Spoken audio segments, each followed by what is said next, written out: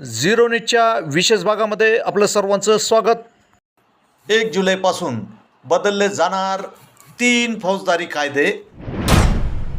आता आम्हाला तातडीने न्याय मिळेल का? देशात ब्रिटिश काळापासून लागू असलेले 3 फौजदारी कायदे 1 जुलैपासून बदलले जाणार. कायदे लागू होताच त्यामध्ये समाविष्ट केलेल्या कलमांचा क्रमही बदलेल. IPCच्या काही महत्त्वाच्या कलमामधील बदल जाणून घेऊया. नवीन कायद्यात त्यांना कोणत्या क्रमाने ठेवण्यात आले आहे ते आधी कुठे होते? प्रथम भारतीय न्याय संहितेत काय बदल झाले आहेत ते जाणून घेऊया. ब्रिटिश काळापासून लागू असलेले 3 फौजदारी कायदे 1 जुलैपासून बदलले जाणार आहेत. डिसेंबर 2023मध्ये संसदेत पारित केलेल्या 3 कायदे पुढील महिन्यापासून देशभरात लागू होतील. भारतीय न्यायिक संहिता, भारतीय नागरिक संरक्षण संहिता आणि भारतीय पुरावा कायदा असे 3 कायदे म्हटले जातील, जे भारतीय दंड संहिता 1860, फौजदारी प्रक्रिया संहिता 1898 आणि भारतीय पुरावा कायदा 1872ची जागा घेतील. भारतीय दंड संहितेत 511 कलमे होती, परंतु भारतीय न्यायिक संहितेत 158 कलमे शिल्लक आहेत. या दुरुस्तीद्वारे 20 नवीन गुन्ह्यांचा त्यात समावेश करण्यात आला आहे. तर 33 गुन्ह्यामध्ये शिक्षेची मुदतवाढ करण्यात आली आहे. 83 गुन्ह्यामध्ये दंडाची रकमेतही वाढ करण्यात आली आहे. 23 गुन्ह्यामध्ये किमान 3 शिक्षेची तरतूद आहे. 6 गुन्ह्यामध्ये समाजसेवेच्या शिक्षेची तरतूद आहे. 25 डिसेंबर 2023 रोजी राष्ट्रपतीच्या मंजुरीनंतर विधेयके कायदा बनली, परंतु त्यांना प्रभावी तारीख 1 जुलै 2024 ठेवण्यात आली आहे. कलम 124 IPC कलम 124मध्ये देशद्रोहा संबंधित प्रकरणामध्ये शिक्षेची तरतूद आहे. नवीन कायद्याअंतर्गत देशद्रोह हा नवा शब्द देशद्रोह म्हणजेच ब्रिटिशकालीन शब्द काढून टाकण्यात आला आहे. भारतीय न्यायिक संहिता प्रकरण 7मध्ये देशद्रोह हा राज्याविरुद्ध गुन्ह्याच्या श्रेणीमध्ये समाविष्ट करण्यात आला आहे. कलम 144 IPC कलम 144 प्राणघातक शस्त्रासह बेकायदेशीर सभेत सामील होण्याबद्दल होते. भारतीय न्यायिक संहिता अध्याय 11मध्ये हे कलम सार्वजनिक शांततेच्या विरोधात असलेल्या गुन्ह्यांच्या श्रेणीमध्ये ठेवण्यात आले आहे.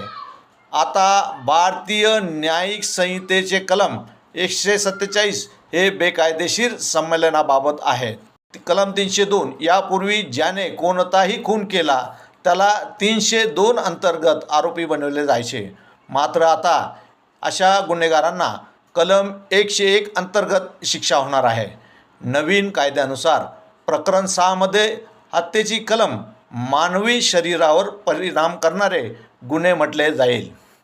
कलम 307 नवीन कायदा अस्तित्वात येण्यापूर्वी खुनाचा प्रयत्न करणाऱ्या दोषी व्यक्तीला कलम 307 अंतर्गत शिक्षा दिली जात होती. आता अशा दोषींना भारतीय न्याय संहिता कलम 109 अंतर्गत शिक्षा सुनावली जाईल. हा भाग अध्याय 6मध्ये देखील ठेवण्यात आलेला आहे. कलम 376 बलात्काराच्या गुन्ह्यासाठी विविध शिक्षेच्या व्याख्या आधी IPCच्या कलम 376मध्ये करण्यात आली होती. भारतीय न्याय संहितेत प्रकरण 5मध्ये महिला आणि मुलांविरुद्ध गुन्ह्यांच्या श्रेणीमध्ये त्याला स्थान देण्यात आले आहे. नवीन कायद्यात बलात्काराशी संबंधित गुन्ह्यासाठी कलम 63मध्ये शिक्षेची व्याख्या करण्यात आली आहे. तर सामूहिक बलात्कार IPCमध्ये 376D नवीन कायदा 70मध्ये समाविष्ट करण्यात आलेला आहे. कलम 399 यापूर्वी मानहानी प्रकरणात IPCचे कलम 399 वापरले जात होते. नवीन कायद्यात प्रकरण 19 अंतर्गत त्याला गुन्हेगारी, धमकी, अपमान, बदनामी इत्यादींना स्थान देण्यात आले आहे. भारतीय न्यायिक संहिता कलम 376 बदनामी ठेवण्यात आली आहे.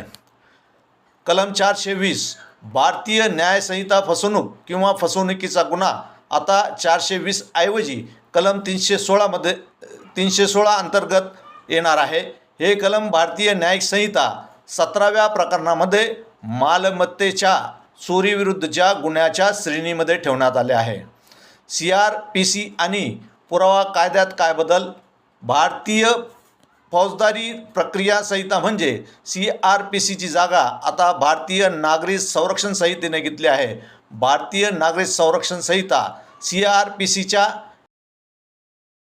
184 कलमाऐवजी 331 म्हटले जात आहेत. नवीन कायद्याअंतर्गत 177 तरतुदी बदलण्यात आल्या आहे, तर नवीन 9 कलमे आणि 39 उपविभाग जोडण्यात आले आहे. याशिवाय 35 विभागामध्ये काल मर्यादा निश्चित करण्यात आली आहे. त्याचवेळी नवीन भारतीय पुरावा कायद्यात 170 तरतुदी आहेत. पूर्वीच्या कायद्यात 167 तरतुदी होत्या. नवीन कायद्यात 24 तरतुदी बदलण्यात आलेल्या आहेत. Zero news, it's news impact.